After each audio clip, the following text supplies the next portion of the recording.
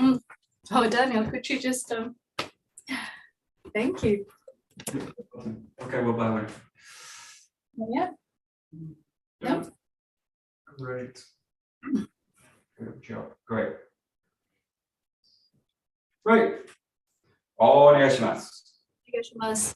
Okie doke. We'll just start a little bit of loosening out. So just take shoulder width, just loosen through the whole body. Feel the weight. Release the shoulders. Try and release the elbows, the wrists. Nice springiness through the knees, ankles.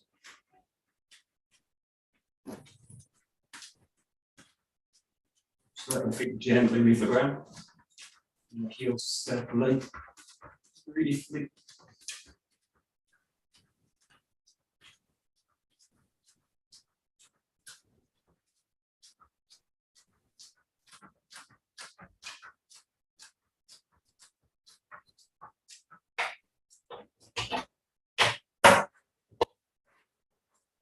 Try and relax the face, let the neck go long.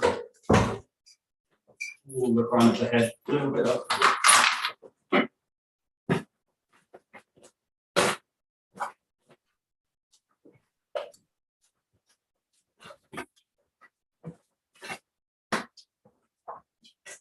Gently release the hips side to side. Let the shoulders go with the hips. Knees, hips, toes, everything loose together.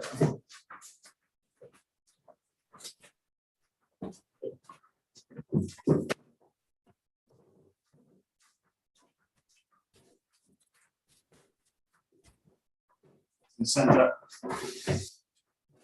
Close up.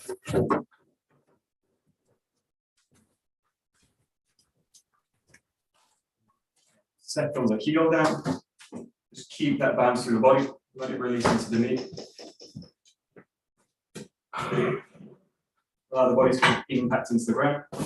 Let the impulse travel all the way to the top of the head. And keep the elbows released. Spine long. The neck long.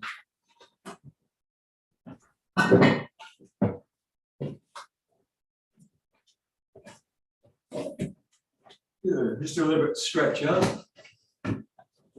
Right up to the top, and then just play with tensioning front and back. Pull the back along and go forward. All the way from the heel to the top of the head, to the hands. And then as you come back, lengthen all the way up. Front side of the body from the toes, through the hips, shoulders.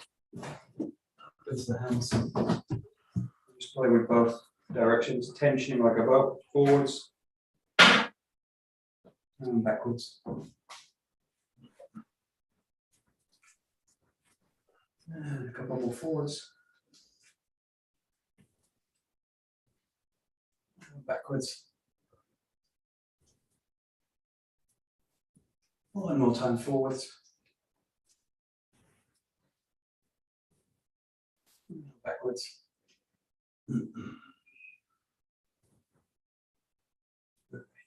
Okay, let's do a little bit with the hip. So, and a shoulder, a little bit wider than shoulder width, just to let the feet really be parallel at the outside edges.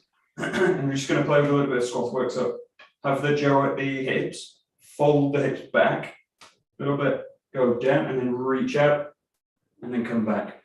So, you're doing hips back, folding them back, down, reach out, and pull yourself back up long. Fold the hip, crease the hip, back, out, and down. Fold the hip, back, out, and down.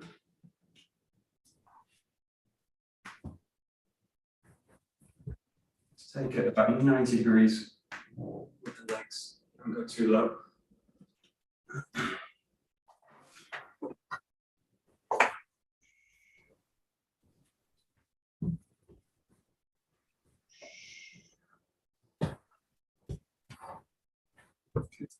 Last one here, just hold that position at the bottom. Yeah, and so keep the back long.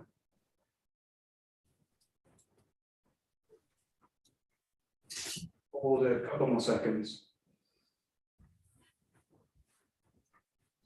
Slowly pull the body up long. Okay, we do a very similar thing now. Put the hands in the middle.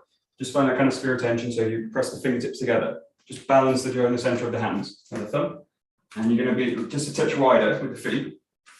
You're going to do a similar hinge back, but you're not going to go into the squat. So you're just going to hinge the hips back and then just reach out this way. And then pull yourself back up long. Just keep the hands together, just balance the jaw. Reaching out and pulling yourself back. So really hip-led motion. Hips pull back, hands reach out. Lengthen all the way through the spine. Pull yourself back up. Just get into the coordination of it. Knees travel backwards. Pull yourself back up. Great, just a few more, keep going. Good. Sit nice. Good. And sit nice.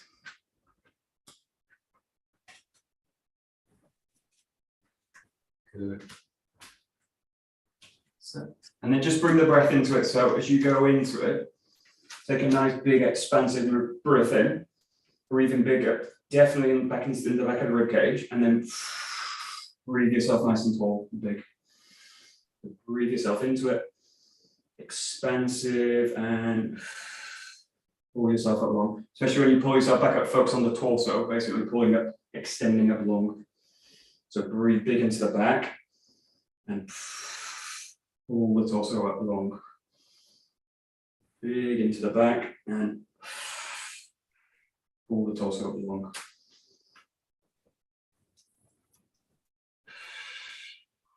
So as you reach out, just the eyes, just look between the hands, between the fingers. Just a few more. Give it a try. Put more breath into it. That's it. Good. Nice. Good.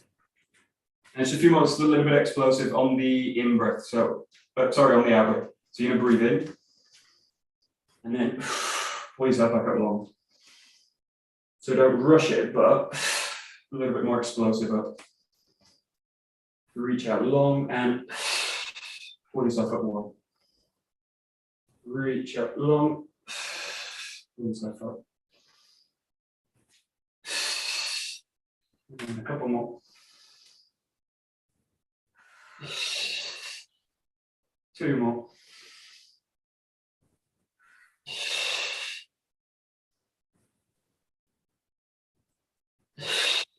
And then last one, just hold it.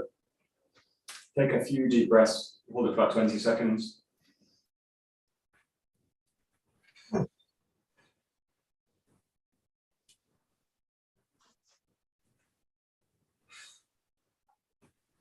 Hold it about 10 more seconds. Last breath. And the out breath. Pull yourself back up to the center. Release the legs, kick the legs out a little bit. Relax the arms. Good. Great. I'll just do one just to open up the back. So taking the jaw at the back, a little bit wider with the feet again. And you're just going to hinge from the hip. Keep the legs as straight as you can in this one. So the shoulders and the back of the legs. Reach up over the head. Settle into that down position. Hold the breath a little bit. And then as you come back up, a nice deep breath out. You're going to breathe in at the top. Breathe out. Bring the arms up over the head. Hold the breath gently. Nice deep breath in as you come up. Stretch the back a little bit as you come up, and then release it. Open up the shoulders, lengthen through the spine.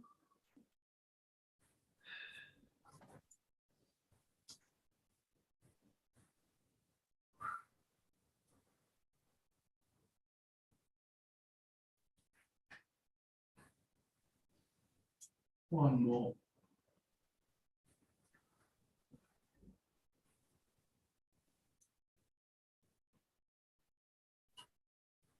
Great. Okay, good. And we'll do one just a full squat. So this is the one you like. You're going to go onto the toes. You're going to take the jaw just at the top in this position. Reach up to the top. Bring yourself up onto the toes. And then you're going to squat down as low as you can. Keep the back as lengthened as you can. Bring the hands level just with the shoulder. And then bring yourself back up. If you can, stay on the toes. If you come up. And down. Hold the position briefly. Coming up. And down. Coming up. And down. Coming up. And down. Couple more coming up. And down. Last one coming up. And down.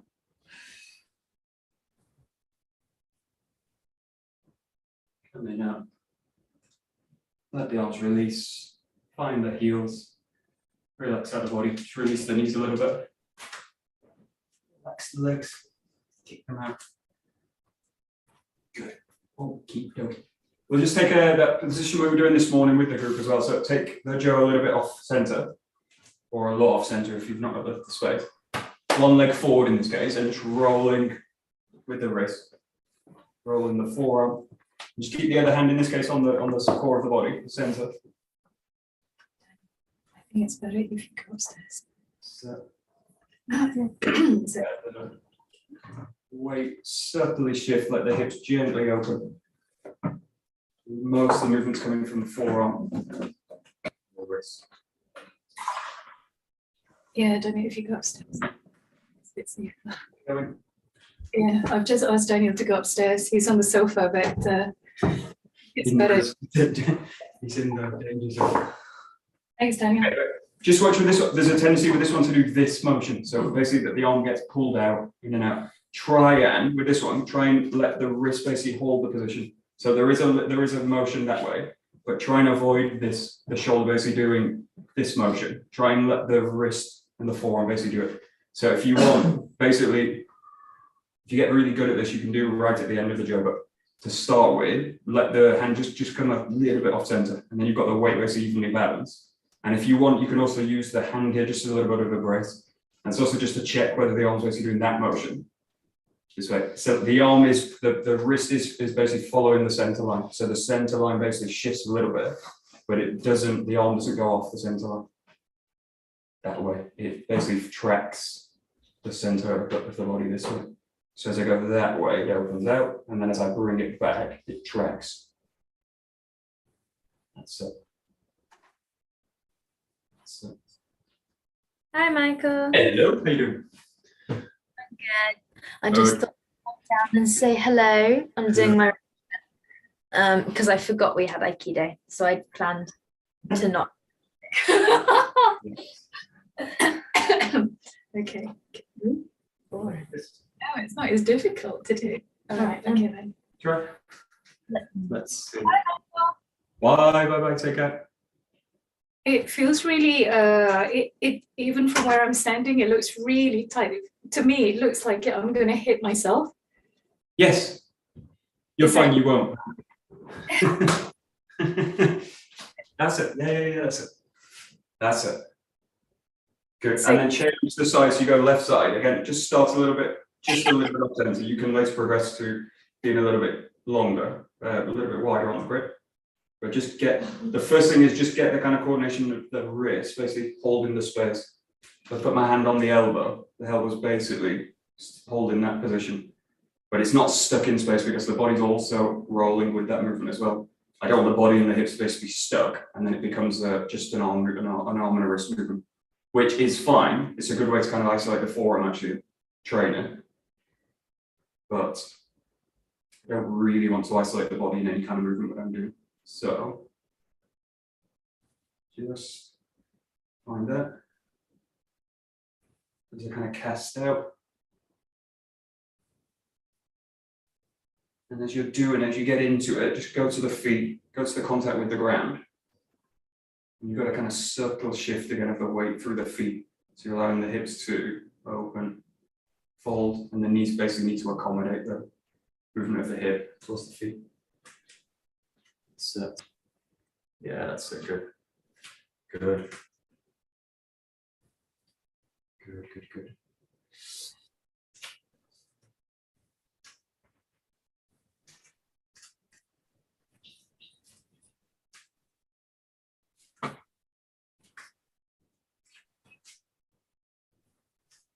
Good, right. My left, this side of my hand is tighter than my right. Yeah, right. So I just need to keep stretching it because it's more, it's not as loose as my right. Right. Right. It's gonna also tie. It's gonna because it's probably less strong. It's probably going to brace a bit more as well. So you feel the wrist will naturally want to brace a bit more because it feels uncomfortable being flexible. So it's just a case of opening that foot and strengthening the arm a little bit probably. Okay, we'll go with this. Go back onto the center line and just work with this figure of 8 pattern with the hip and work with the feet. So do 2 steps forward, 2 steps back, and really take your time with the steps. So allow yourself to really work with weight and peel in and out of the feet. And I basically want to time the hip movement, or I want to time the foot movement to the hip movement. So as the hips go, I want to start to peel through the feet. As I go. And the same thing with the hands. Let the hand basically guide it by the hip. By the hip, by the hip. Yeah. So just 2 steps forward, 2 steps back. But really carefully feeling through the feet. The main thing is coordination and weight, basically. But that weight's going to come from coordination. So, excuse me, Michael. Hello. How you doing? In my first time, can you repeat that again, please? If you want, you can put the camera on if you like. You won't be recorded, so you can put the camera on if you like. Yeah, it's cool. Great. Good. Okay, perfect. Have you got a stick, right? You got a gel. Okay. You got a stick. Okay, perfect. Great. So this one, you're doing a figure of 8 pattern with this one. So we'll start real basic with this. You'll just start with one hand and you're just passing the jo this way over to the side of the body. Yeah. Keep a kind of light grip in it. So don't worry about being too strong with the grip and just loosen it out here. That's it. Yeah, good. So the key thing with this movement, if you watch, is the jo goes kind of forward, it goes across the body, and then it goes back this way. So if I really break this movement down, it's basically coming across, and then over, and then across. Turn, over, and then across. So the movement of the jo is basically going to track with the hip movement. And then once you smooth that out, you've basically got a kind of figure of 8 motion. That way. Yeah, that's it. That's it. That's it. And with the other hand, if you can keep it there, you can just place it by a good place to place it is by the center. Or another place is also got the shoulder here. So I'm kind of checking what's really happening in the shoulder, or here what's happening in the center line. So one of the main issues with this movement is the tendency for the arms to basically pull the body out. So what I want to do is really settle the body in the center line and let the hips basically open and fold. So the main, apart from working the wrist, strengthening a bit the forearm and getting the shoulder in place, it's really a hip opening exercise. So it's really a movement to get the hips to start to take over the movement. Yeah, that's it. That's it. That's it. Oh, that's it. And once you come, just take it to the other hand as well. So start with, you can go to the left side, just take it over. Yeah, that's it. And again, you can leave that hand where it is, or you can just allow it to kind of either on the shoulder, just so you kind of feel what's happening there, or also on the center. okay. Just feel, yeah, that's it. That's it, that's it, that's it. Good. Should shift the camera down a little bit. Yeah, that's good. Perfect. So 180 degrees. Yes. It's basically, if you think about it, we talk about this like a figure of 8 pattern, but it's more of like an infinity symbol. So the pattern in this case Cool. It's easy to touch. You know you'll know the infinity symbol, but you're basically drawing this pattern. You're drawing like a big figure of 8, and we call it a figure of 8 because it kind of looks like a figure of 8 on its side. But it's basically you're drawing a pattern like this with you in the. You're in the center basically, and you're rolling a pattern. Oh, I got you right now. So that's the infinity symbol in this case, and that movement's really coming from the hip. So see if you can do this now. You've got one side this way with one arm, and you can also in the motion change the hand. So I bring it to the side and I just change the hand through the motion. So I just start to alternate the 𝘱𝘁. If you can, give it a try. So these are basic coordination exercises. You can build these up, but it's just getting that feel for the hip that it can basically do this, and it's going to direct the hand movement and the 𝘱𝘁. Yeah, that's it. Good. That's it. That's it. Good. Great. Perfect. Okie dokie. And if you want with this, if you feel comfortable with it, you can stick to one side, just play with the feet, basically step in. So you can do basically 2 steps, 1, 2, and then 2 steps back, 1, 2. The main thing is just consider your balance as you're going. So what I want to avoid is basically the body falling forward and pulling back. And I want to just feel that the body's nice and balanced between the feet. And you do this nice and slow, so no rush, just about coordinating feet, hands, and trying to direct it from the core away from the hips. In this case. Yeah, that's it, nice. Yeah, good. Good. Perfect. Oh, a little bit. Great. Okay, perfect.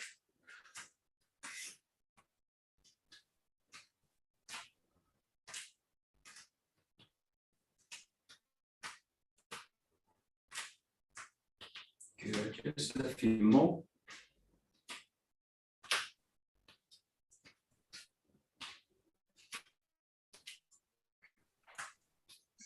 Okay, perfect. Good.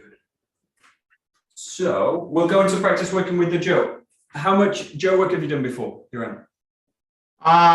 Or Yoga, well, never I did yoga before. okay, great. Have you done any of the katas with the 𝘱𝘁? Do you practice any? Well, I practicing Wing Chun, Brazilian. Okay, you practice with, okay, cool. Great. Okay, perfect.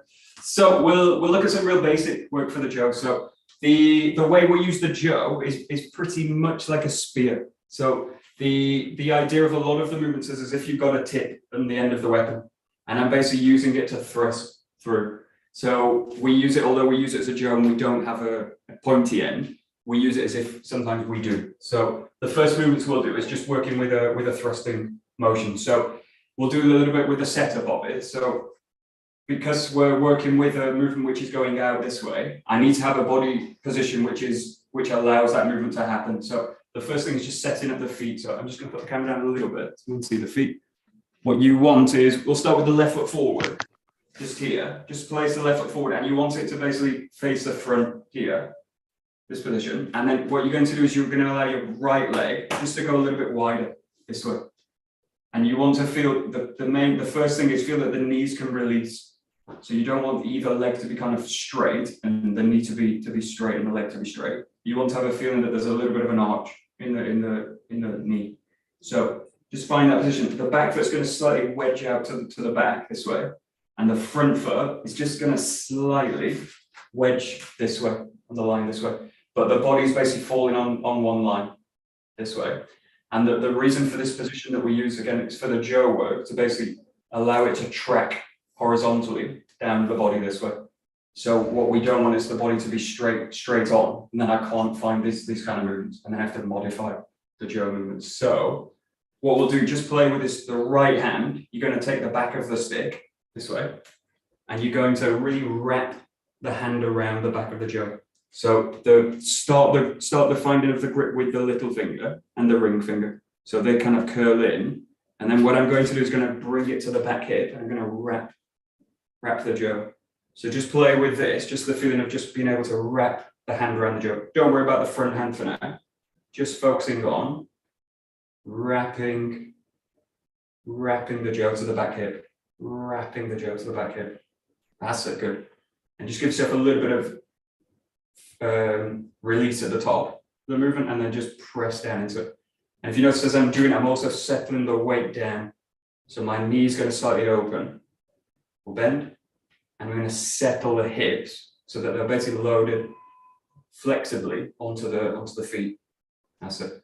So as you find this position now, find the back hip, and then just check that position. So I want to feel that the weapon's basically loaded into the hip, and that the body's nice and relaxed. And you've got a subtle kind of elastic bounce to the body. That's it. Good. Just a few that. Good. That's it. Perfect. Okay. The role of the front hand when we work with the 𝗏 in the thrusting movement is to allow the 𝗏 to pass through. So the grip that we have with the front hand is not sealed on the weapon. Because if I seal the grip in both hands and I try and do the thrust, I end up doing this motion. And it becomes basically a poke rather than a thrusting motion. So the first thing with this hand, keep that seal now all the way, and allow the back hand to just roll through this way. And the key is the front hand is just going to allow the movement. So just be as light as you can with that front hand. So it's going to run somewhere in the fingertips, in the crease of the fingers. That way. And just allow yourself to roll through it. And what you want is the 𝗏 to basically pass along the horizontal line this way. So it's a little bit like the back arm works like a pendulum. So it's doing this kind of motion. And I just do that with the grip. That's it. And allow the front hand to really allow the 𝗏 to feed through. That's it. Good, just keep going with that. Just get kind of comfortable moving the 𝗏 through the hand. Good. That's it. That's it. Perfect.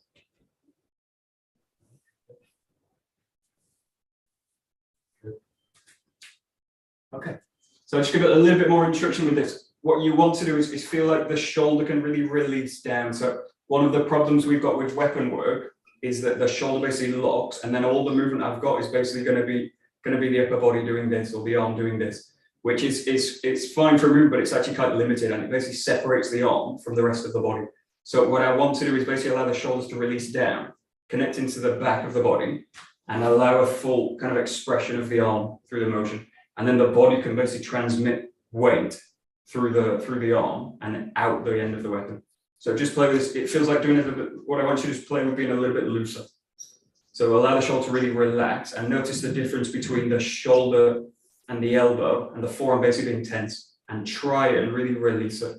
So you end up with the back arm like a kind of pendulum. So it's just allowed to kind of roll through. And I want to really keep the arm and all the joint system in the arm free and open. That's it. And you can play like this, do a few like this, and then do a few where you actually take the weapon, and then allow yourself to keep that kind of feeling. And just notice the tendency now with the extra weight to start to lock the joint system up, and try not to do it. That's it. And you got a kind of subtle shift in the body weight across the feet, but basically trying to point the weight down basically and evenly between the feet. You get a subtle kind of shift or roll the weight. That's it. Perfect. That's it.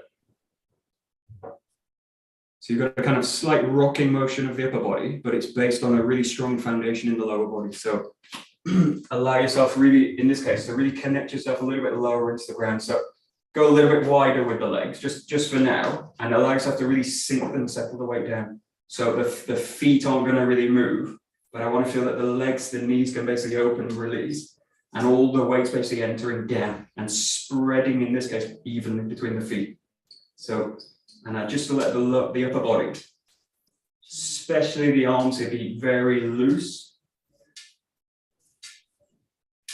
And I allow the lower body to be really grounded and rooted, so really strong. And if you still don't feel it there, take the legs even a little bit wider, a little bit lower, and really sink yourself into the ground. So the more wide, the wider the feet are, the more they're kind of rooted in, the more stable I become to a point. But I don't want the legs to become stuck in that position. Now I'm really weak.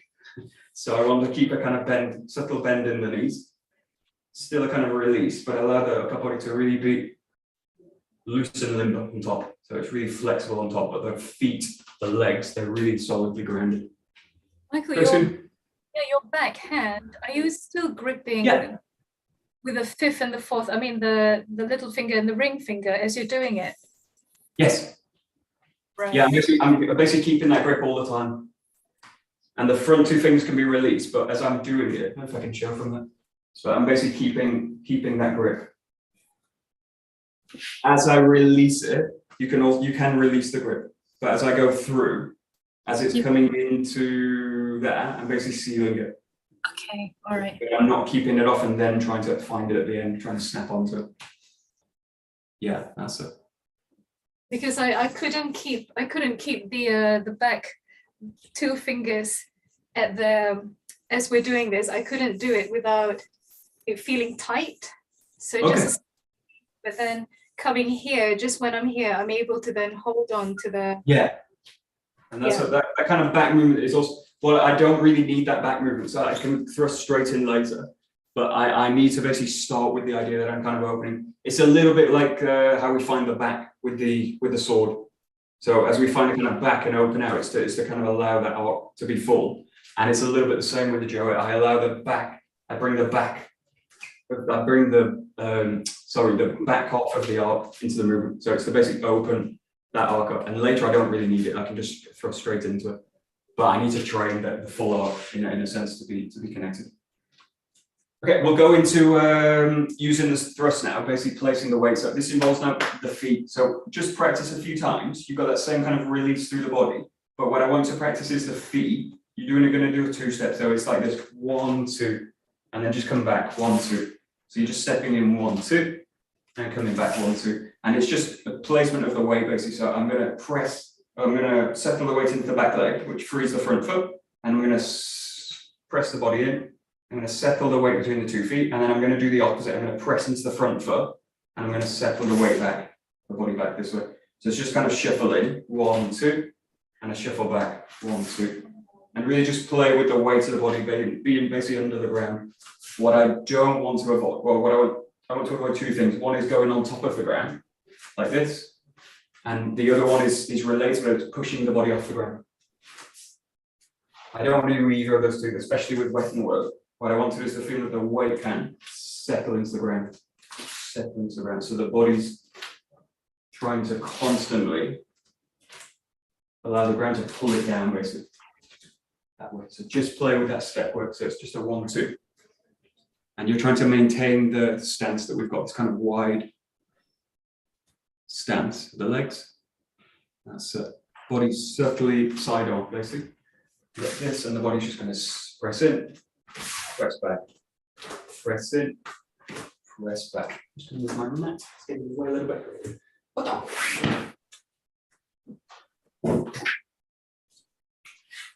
So,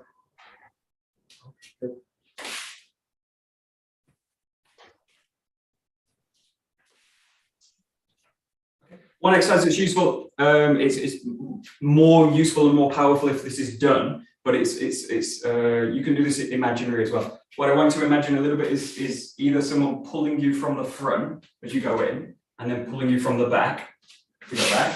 And imagine if I'm not connected and someone pulls me, the body will do this. If I'm not really connected and someone pulls me from the back, this will happen. So what I want to feel is that if someone pulls me, and you can do this, you can pull yourself basically into it. Feel that the body's basically connected from the back, and I just go with it. And then if someone pulls me from the back, I'm connected in the front of the body, and I just go with it and basically find the ground. So just play with this a little bit. You can actually pull yourself into it. Play with the leg, that and disconnect, that and disconnecting, that and going with it. So I don't second guess it. I just allow the body to go with it. This is better done with a partner. Obviously, you don't control the push, but you can pull yourself into it. Pulling yourself up with your own bootstraps, basically. This is something we have to do, especially solo work. You've got to do it yourself. That's it.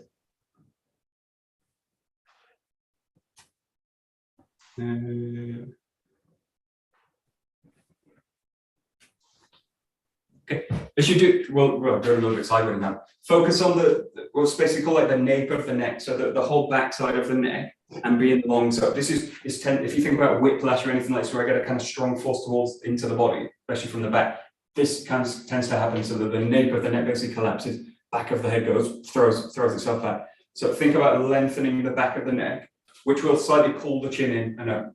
So I basically don't want the chin to kind of jut out as I do this. If it's jutted out, it's gonna increase as I go. So think about the nape of the neck, and you can also just rub slightly the back of the neck, and just feel that it's kind of long and also strong. And what I want is the 𝘱𝘰𝘪𝘩𝘦𝘥 to be really engaged, and I don't want them to be like flabby and loose. So I want them to be like pulled long and tensioned, basically. Not tense that I'm holding them like this, but tensioned enough so that they allow the neck to be structurally sound. And as I go, think about maintaining it. As you go back, think about maintaining it. Think about maintaining it.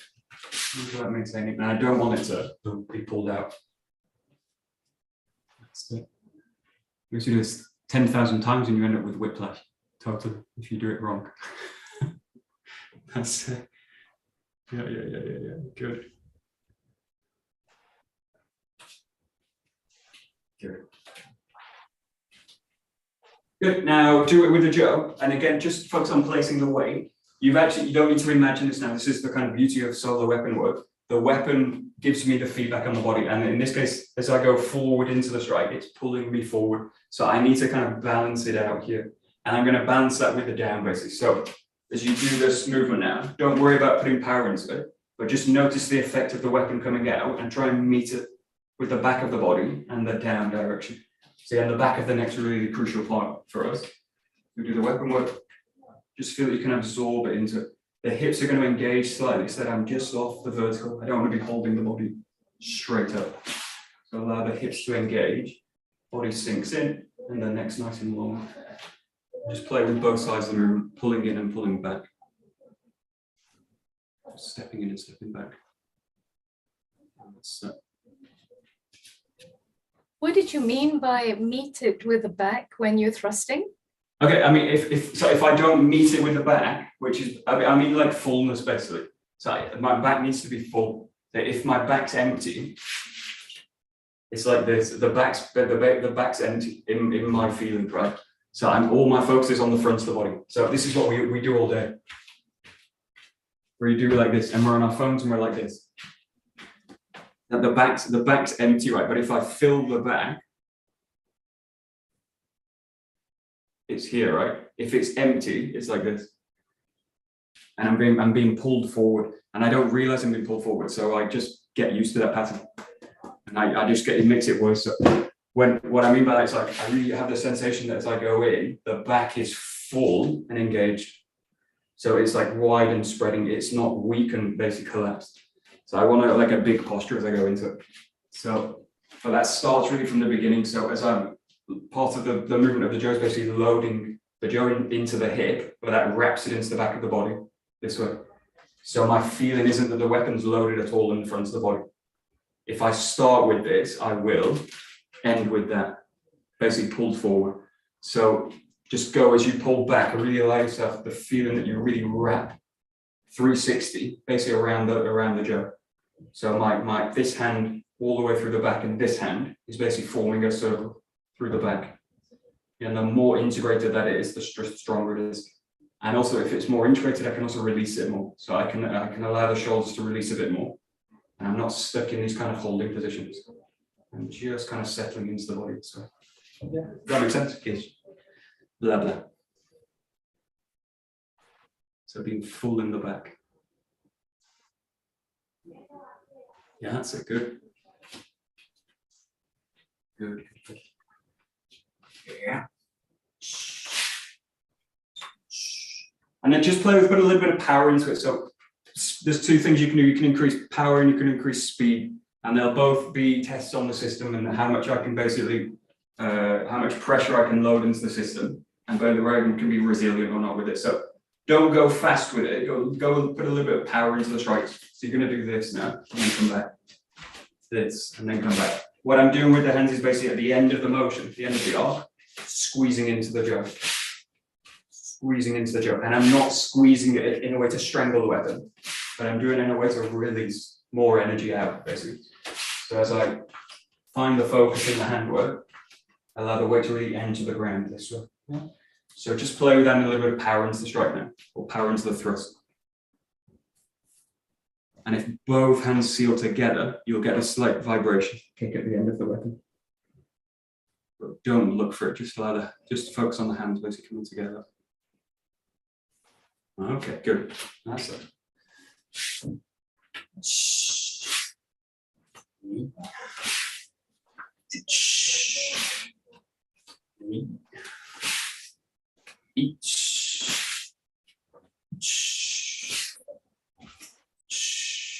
That's it. Good, keep going. That's it.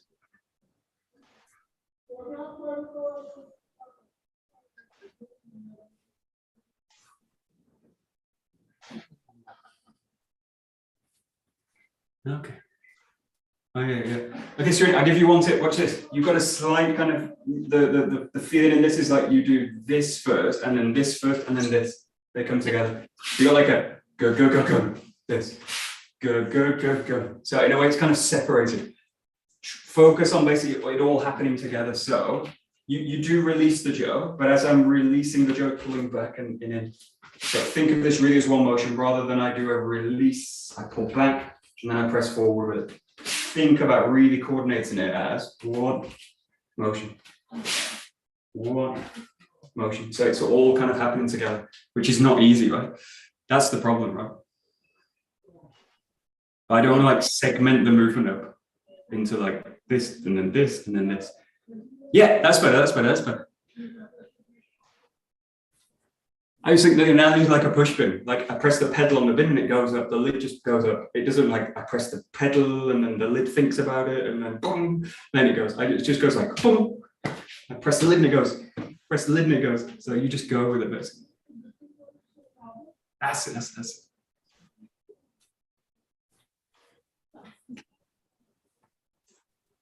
Good. That's it. Yeah.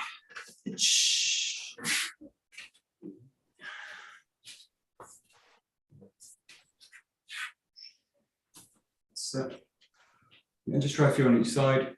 Exactly the same movement with the jaw. So we just reverse everything. Perfect. That's it. Perfect.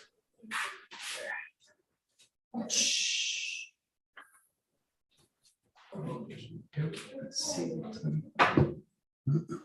Great.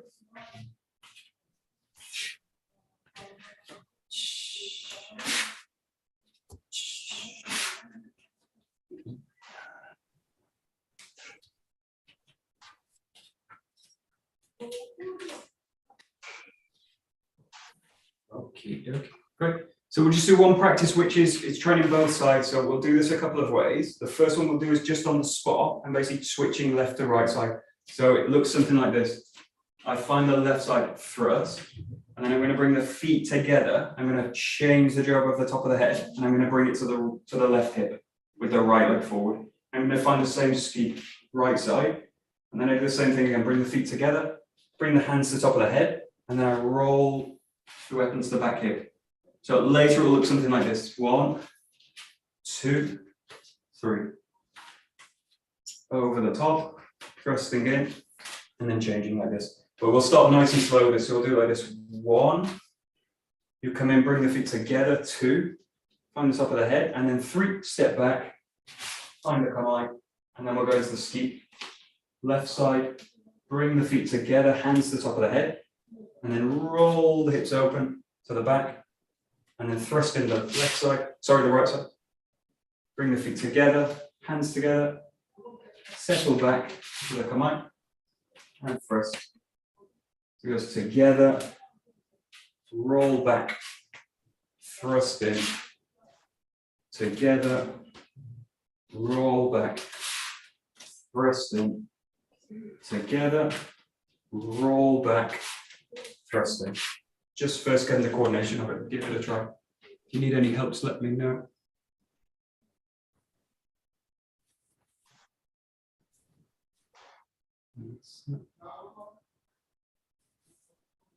Okay, good.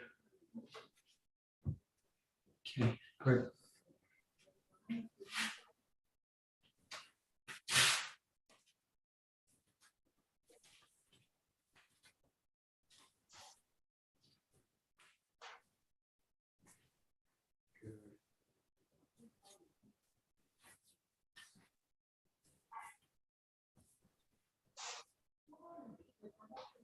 That's it.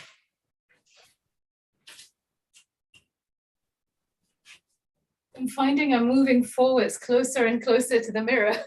Oh yeah, give yourself space as you find the back, as you find the commands, you go in, find the back, and allow yourself to roll back a little bit as well. So you can also shift the feet and adjust them. Find the back and shift and adjust it. So the key thing, always the basic, is the idea that I want to pull back into kamae.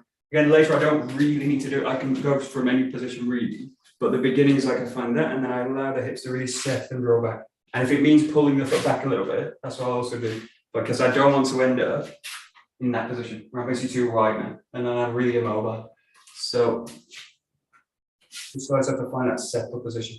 It's a much more engaged position than the bokken usually. You've got the ski engaged and the kamae. It's neutral, but it's quite wide.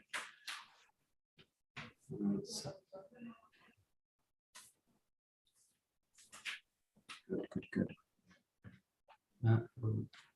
That's it.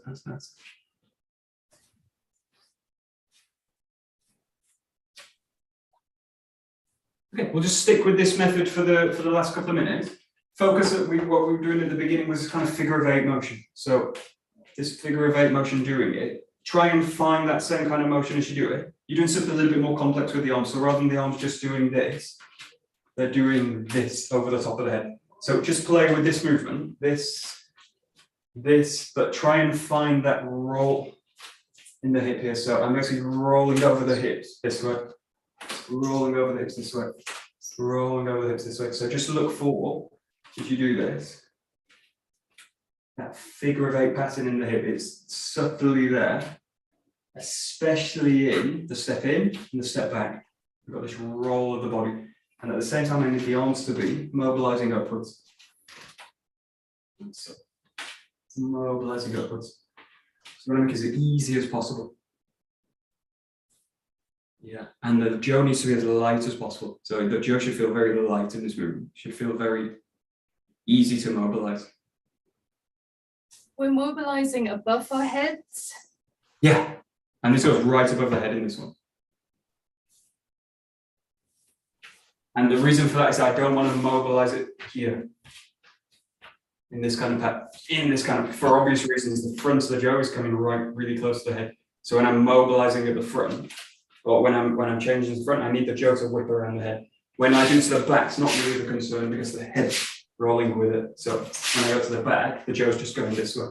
But when I change the side this way, I need it to go over the head because the tip's really coming close to the head. And if you imagine you've got a spear on the end of it, whipping across the face, not a good idea. Not a good idea. And that's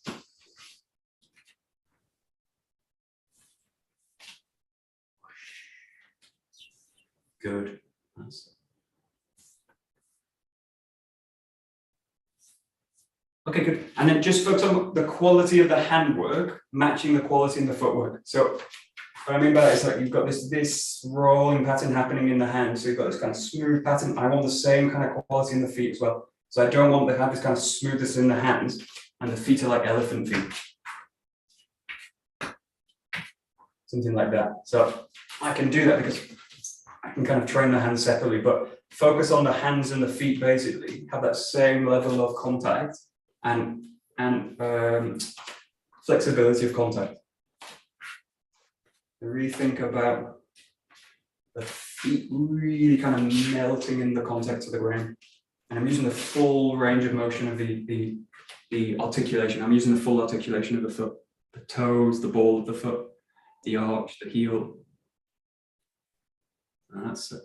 Are you not dragging, but are you so is your back foot just lifting above the ground, or are they slightly touching the ground? No, I want it basically off the ground, because if you think that's fine if I have a smooth, I can get away with it on a smooth surface. So like if I have a smooth surface like this, I can get away with dragging the foot or shuffling the feet on the ground. I can get away with that. But if I go outside and I do it, or even just a slightly bumpy ground, or I think about doing this on sand basically. You can't drag your feet in sand because you just don't go anywhere. You get stuck. So I think about doing this on sand, but I'm basically going to need to roll the foot up and place it. So all the movements we do are basically that motion. I don't want to make that too extreme where I start to like, yeah. But I could do it basically. But if I'm trained to basically shuffle the feet along the ground, it's a quality of movement you can train, and it's sometimes a useful functional movement, but in this case, not really. In the case of weapon work, but I can get away with it in the dojo. I can get away with shuffling the feet like this, but I need to really train the ability where one leg can take the weight and the other leg can basically roll through it. It's just that when you said the quality of the hands on, the contact between the and right. I'm like, I'm not quite sure how to do that, apart from the fact that my toes on my feet then start to contact the carpet just very, very lightly to match the hands. That's all. The main thing with that is that the main thing with this is what people tend to do with this is like pick the foot up. Oh, it's just really hard to do actually, but pick the foot up, wholesale, pick the foot up and place it. Pick the foot up and place it. So I end up doing. Okay. There's either that or there's this. And both of those are fine. You could refine those to a degree where they're maybe functional in some sense. But for us, what I'm looking for is basically that as I roll out, the foot basically peels away from the ground. Peels away from the ground. And at the same time, I'm letting that weight peel out from the back foot into the front foot. Okay. But if I do it where I pick it up, it basically means I've got all, in order to pick, try this, you don't need to believe me in any of this, but in order to pick the back foot up fully, I need to have already shifted all my weight to the front foot, which means I've done a preparation movement. It means I've done this first, and then it means I can pick the foot up. Pick the foot up. So it means I'm already shifted forward before I've moved. Does that make sense? You see, the main place you'll see this is in actually in ukemi work. When people do big flexible gymnastic rolls, before they get thrown, they place the weight on one leg so they can push out of it to do a big fancy high fall. If you have someone really do the technique on you, you don't have time to press into the ground. You're already gone. So I need to have a way of taking ukemi, which is dealing with that pressure. But it's a slightly different issue, but it's the same idea. What people will do is if I'm picking the foot up, I need to shift the weight first and then pick it up. Shift the weight. The weight's already loaded here, and then I pick it up and then I place it. Because I can't, if I'm in a 50-50 position, take the foot up, because I'll fall backwards, right?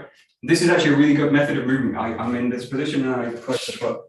But as I pick the foot up, the body goes, and I just kind of fall with it this way. Okay? So sometimes we do use this method.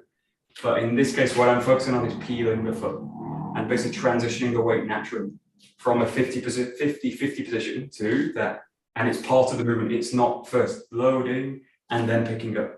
It's one motion. That's basically why we do that, because it allows me to move in one motion, not two. And this is a nightmare for a 𝘰𝘰𝘪𝘩 work, because if I'm doing two movements when someone's attacking with one, I can't blend with them. It's not really possible. I have to use another tactic. All right, I'll have to break this down and go slow again. The slower the better in this case. I think we are. Are we on time? We are about on time. Okay, great. So if you've got any questions, just let me know now. If you want me to repeat anything, let me know now. We've got a couple of minutes. Well, I've got a couple of minutes anyway. So if you want to ask anything, let me know. Otherwise, we will bow out. Serena, anything? No, just that bit. I mean, it's the one where you said I seem to be, there's like a gap, like A, B, C. I was just, because I can't see it. Yeah, right. And rather than trying to correct that, I'm just trying to figure out how to do it rather than, you know what I mean? Rather than try. Yeah. But don't in a sense, don't focus on don't focus on the bad thing in a sense. Okay. Like, don't focus on that it's disconnected, which it is, but focus on basically, I always go to principles and focus on, like, in that case, it's like centering, right? So I want the center to affect the periphery, Now, if the periphery is doing something first and then the center picks it up, then I've broken that, I'm working against that principle in a sense. Okay. So I do, if in that case, I'm doing things with the arms first, and then the center goes, I take the arms out of it, and then I just move the body. And then once I've got that, then bring the arms into it. And then I give the arms a really simple action, which is just extend away from the body and then pull back. Extend away from the body and pull back. And as soon as I feel the arms do it first, I pull myself out of it. And if they really can't do that, just leave the arms alone. And then you're doing a slightly more complex action, which is like this, and I'm swinging the arms through a pendulum. But then it's a case of whether I'm doing that or whether I'm doing something which is extending it, the arms go with it, which is really difficult without the joke. So no joke kata, you can't really do it because it doesn't really have the same level of connection. Yes. Yeah. Okay. Anything else? No. No. Okay, great. Good. We will bow that. Okay, really good. Let's see. Great. Domo arigatou gozaimashita. どうもありがとうございました。 Arigatou gozaimasu. Great. Thank you very much. There we go. Thank you, Michael.